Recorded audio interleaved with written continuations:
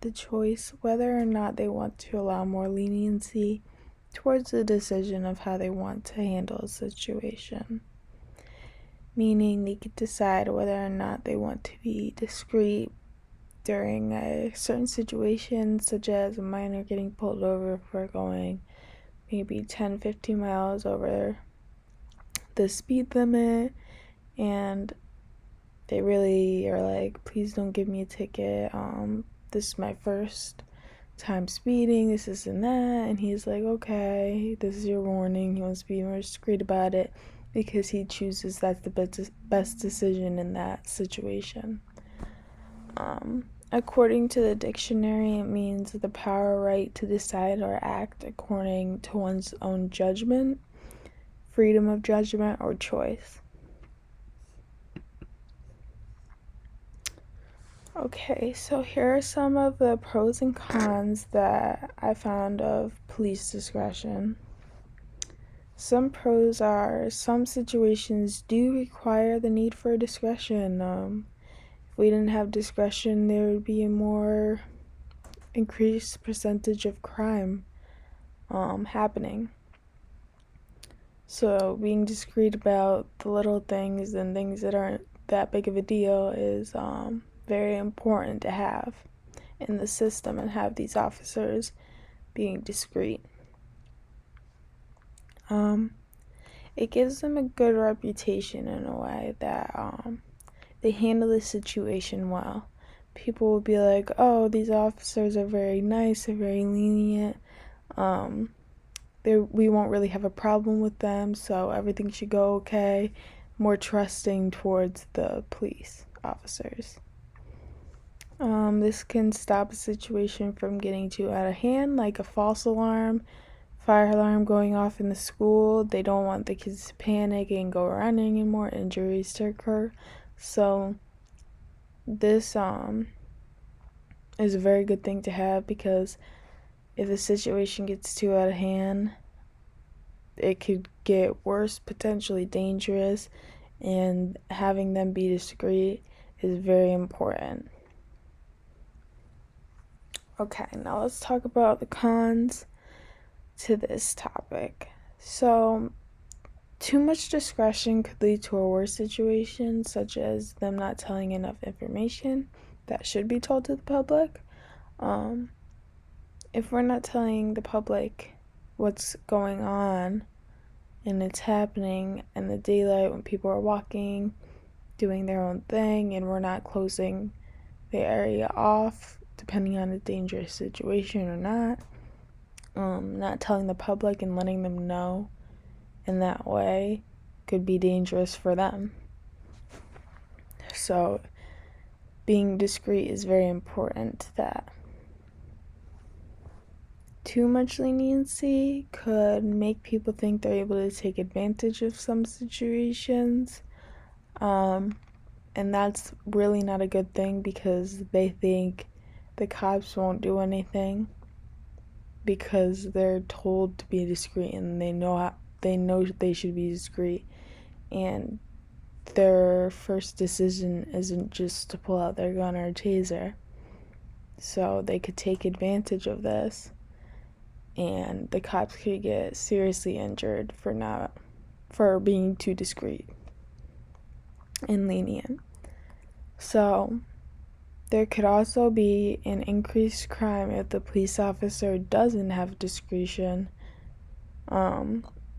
even for a minor offense.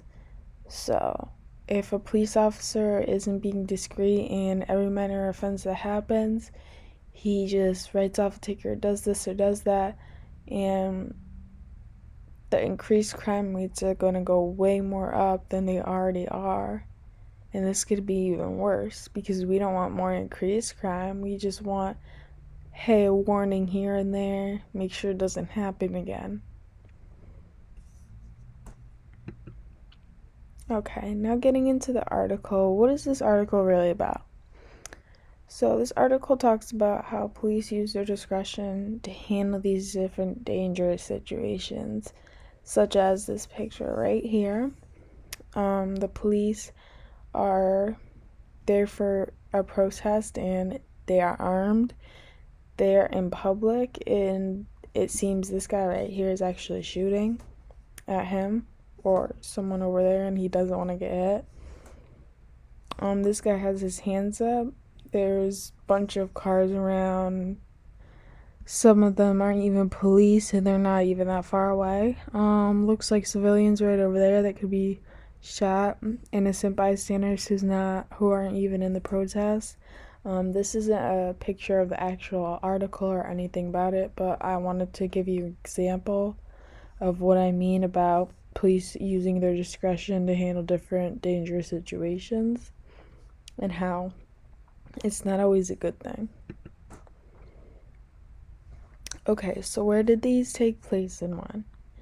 So these both take place in Harlem, New York, actually. One of them was a Harlem shooting in 2010, and then another Harlem shooting in 2005 on 125th Street between 5th and Lenox Avenues. So, I don't know if you guys know, but New York's a pretty populated place. There's a lot of people just walking around. People don't usually have their own cars. So they're on their bikes, or they're walking around, or they're just chilling. So these are how these innocent bystanders got hurt in these situations that the police didn't handle right or correctly. Okay. So what is the issue at hand? The police in this article use their discretion to shoot during dangerous situations.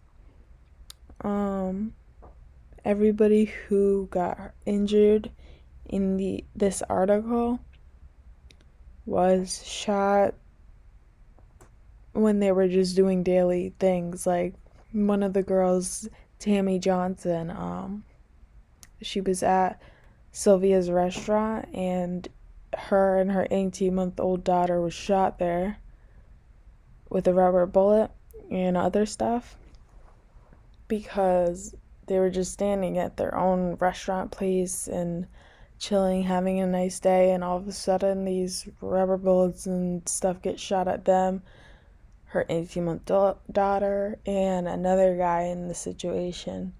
And it's like, how does that happen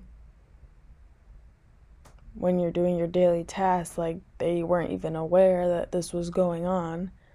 So the police officers are shooting in dangerous situations without really telling anybody what's going on. They do not take into account the innocent lives, such as on the street or walking civilians, in dangerous situations. It seems as though they're just really shooting once they see a weapon or feel threatened. So they're not really telling people, hey, you need to go right now. This isn't looking good. This seems like it's getting out of hand. Block the area off. Get more police officers on the scene. But take into account the innocent lives, especially in this article. It wasn't taken into account. And many people got hurt very seriously. People get seriously injured when police officers are negligent and decide to shoot during situations in a public area where there are civilians that are innocent and bystanders, such as what happened in the article. If innocent bystanders are getting injured, we should see that as a problem, because police should know how to handle these situations and are trained and learn how to do this. But innocent bystanders are not. We're just regular, everyday humans doing what we always do. Okay. So who was affected by this, particularly in the article? Some innocent civilians affected by this issue are 2 innocent bystanders for one of them, Gerald M. King, 78-year-old retiree, and 39-year-old mother Tammy Johnson with her 18-month-old daughter. Also, Larry Garlick, 38-year-old bystander.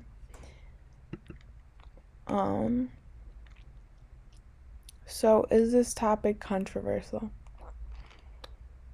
Personally, I believe it is because there's definitely many different ways people can perceive this article, such as not being there when there's a situation going on, being more careful of their surroundings. But at the end of the day, like I said on the other side before, this one, people getting seriously injured. We simply cannot control where we are or what we're doing at the moment. But police are trained on how to control these situations and make sure that there aren't innocent bystanders standing around looking at the situation, doing whatever they're doing, or not. If they didn't know, making sure they know. That's their job, and our job is to just live our lives and do what our own jobs are. Okay. So does this media project... Oh my gosh. So does this media project bias on the issue? Personally, yes, I believe it does. Especially body cameras, they can really backfire on the police when shown to the media. This can give a really negative effect on this issue towards police officers and how they handle their discretion in dangerous situations. If they're not handling it correctly and that's being shown on a body cam and it shows to the media, people are going to be like, whoa, what is this officer doing? He's not handling the situation correctly at all. And it can honestly backfire on the media's opinion on how they feel about it and on the police's job. He could be suspended, he could be fired, depending on what happened. But it could really affect a lot of people. Media bias.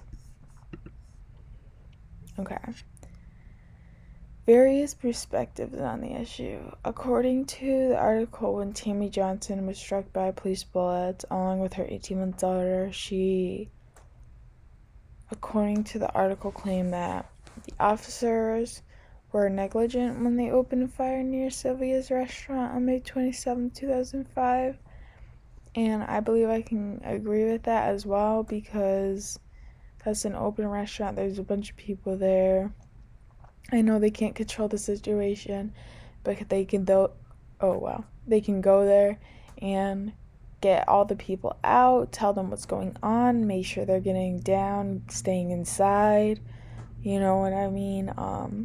They're really negligent for how they just opened fire and no one really knows what's going on, and then all of a sudden that's just happening. And another viewpoint, it could have a negative effect on these police officers, like her own viewpoint. Now that she thinks, oh, they just opened fire, they're using only their discretion, not telling what's going on, it backfired on them, this and that. So her viewpoint could be very changed on police officers now. And didn't think they handled the situation right near a public restaurant, which I think myself and others could agree to as well, because that's a public place. No one in there can control what's going on, especially if they don't know about it. How does this affect the public perception? Police discretion can help in many minor situations. Seeing and knowing this now it could change how they could see their discretion. May not trust their decisions, will be as lenient anymore. And this could cause an even bigger divide between the people and the police than it already is. Okay, so is this long-term, short-term implication? What's going on here? Alright.